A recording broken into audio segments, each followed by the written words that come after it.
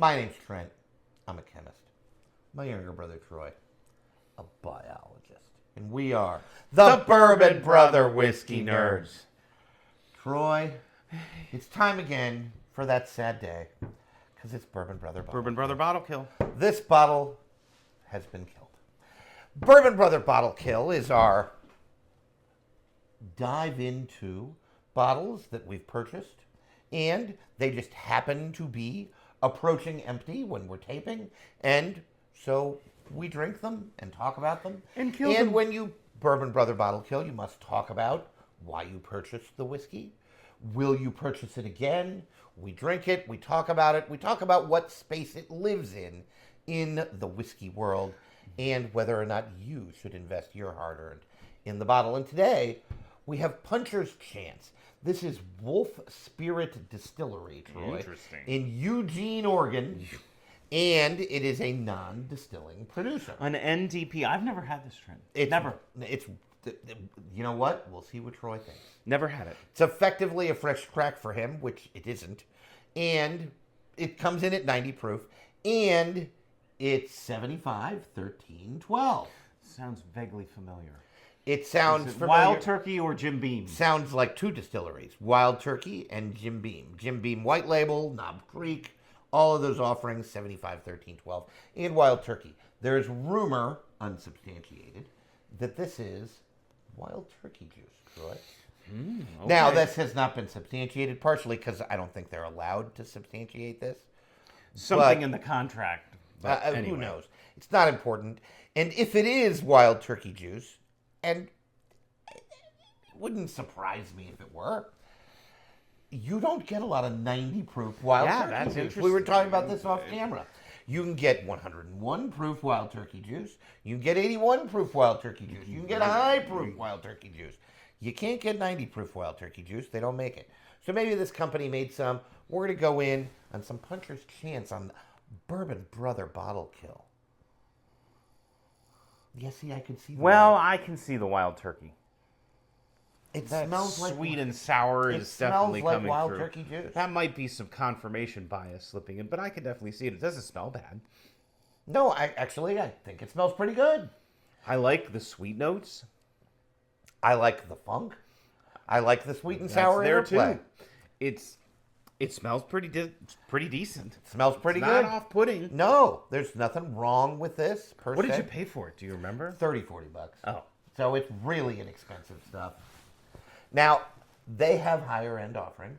I've seen the higher end offerings. I've And never the bought bottle is nice. It's Like there's cool. that, I call it a puma, just because I like to say the word puma. I'm not sure it is. Probably a tiger or a lion or something. It does. A lynx. A lynx, a bobcat. Anyway. Why do words like this make me happy? Like the word puma. Nobody cannot smile when you say the word puma. I don't know why. Did you try it? Yeah, Did you smile? Let us I'll know bet in the you did. comments. I Let you bet know. you did. Puma. See? Bobcat. Another one of those words. Bobcat. I wonder if that cat's name is Bob. I sort of want to have a cat, and I don't own a cat. And name it Bob, just so I can call it Bob the cat. In any case, this whiskey smells pretty good, and now we're going to drink it. Cheers, folks.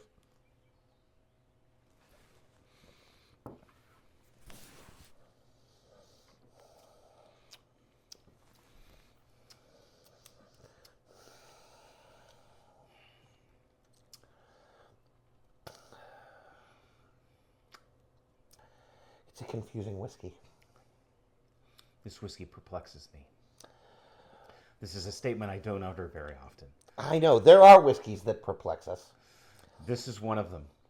I want to like it. It is possible. I'm going to throw something out to you, Troy. Okay. Feel free to reject it. It is possible that all of this is confirmation bias. But it smells like Wild Turkey.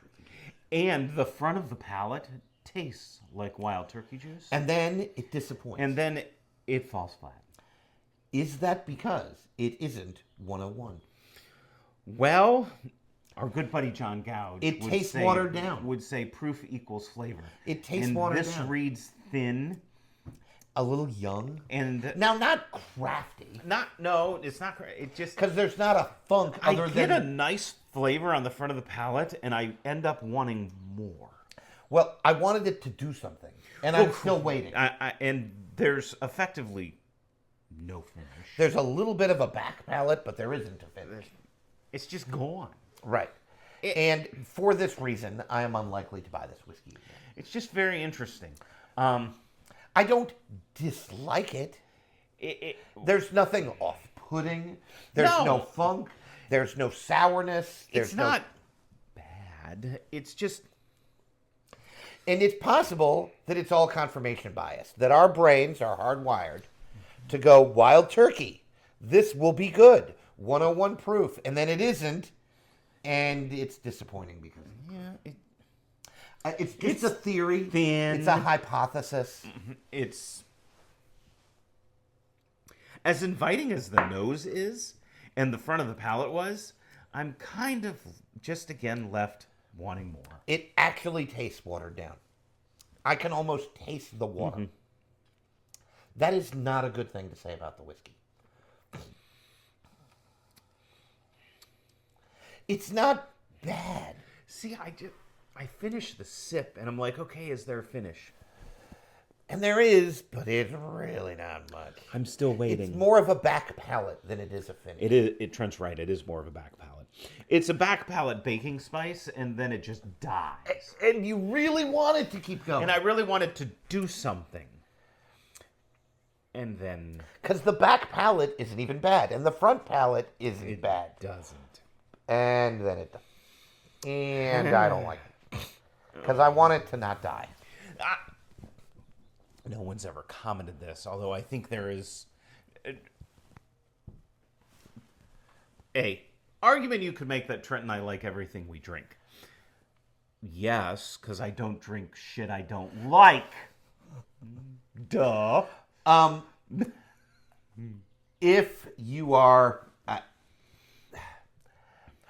whiskey is about more than like, not like, right? Like, That's a very, very philosophical point. But again, I didn't mean to get philosophical on you on this Friday, or well, not necessarily Friday, but whenever the video airs. But we do sometimes. Sometimes I do feel like when we fresh crack stuff, we like it a lot, and that could lend people to say that we like everything we taste. And that means our palates are undeveloped. I don't think that either of those is true. We don't like everything we taste. If you need proof of this, make us drink a blind of... Don't make us do this. Please, God, no. But all the things we dislike. But Pikesville, Elijah Craig Small Bag. Ooh, Dave Vomit Rye. Oh my God, Kings County. I feel so badly for those Empire Rye. Oh, Kings County Rye. God, Pikesville. It was cash strength. It had such a good Redemption Bourbon. It's really bad. Not the bottled in bond. The bottled in bond is delicious. Redemption makes a bottled in bond. I did not know this, but yeah, it's right over there. Redemption. No, Bullet. I'm sorry, Bullet. Excuse me. Bullet. Regular Bullet is sort of average. I don't like it. I bought a bottle. I think the problem is that it's a cocktail bourbon. The Bullet bottled in bond, delicious. Oh no, anyway. That stuff you should totally go get. I was thinking Redemption. Their bourbon is really not good. Their high rye bourbon I like, and the rye isn't bad. It isn't bad either. Yeah, and they're a non-distilling producer too. I think That's it all comes down to a matter of: are there better ways to spend $35 to $40? I think there are. Yes, I'd rather have 101 than this. Well, correct, and it's less expensive. You could buy 8-year for $40 right. and get a much better experience. Right? Yes. That's what it comes down to. I mean, so you could look at this one of two ways. Do Trent and I like everything we drink? No, that's equivocally not true. But we do try and find things we like about everything that we drink. Well, which is a different statement. Correct. And when Troy and I buy things, and this is a very important point, Troy and I don't get media samples. Now, nope.